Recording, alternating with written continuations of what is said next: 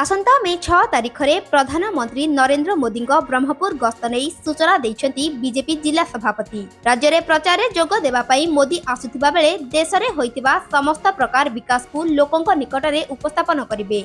उक्त जनसमावेश में जोग देबा सहित जनसाधारण को उद्बोधन देबे मोदी।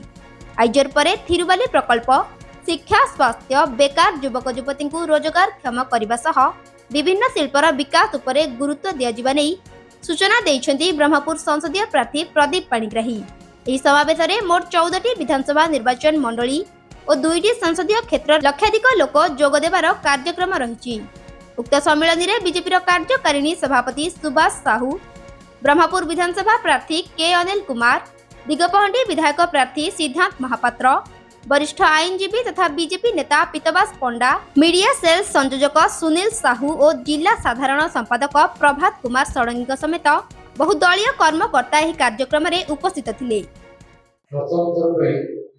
गंजाम जिला गस्तरे यशस्वी प्रधानमंत्री नरेंद्र मोदी जी आसंता 6 तारिख में दिन 10टा समय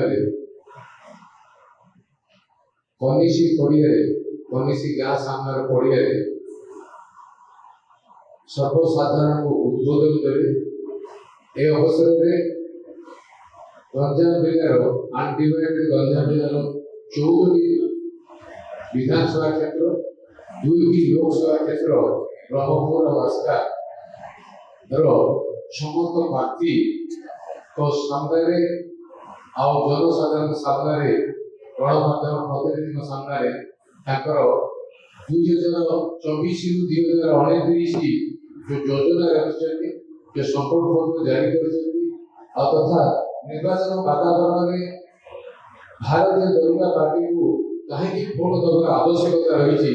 ए अवसर में मोर अनुरोध मोर गंजाम जिलावासी को तथा समस्त ओडिया भाई भौणी मान प्रथम पर्याय निर्वाचन प्रथम गस्तरे प्रधानमंत्री बहुत वर्ष पर ब्रह्मपुर गस्तरे ये अपूर्व सुवर्ण सुजोग ब्रह्मपुर माटी गंजाम माटी कहीं प्रधानमंत्री पाद पड़ा आम एक सौभाग्य आ सुजोग।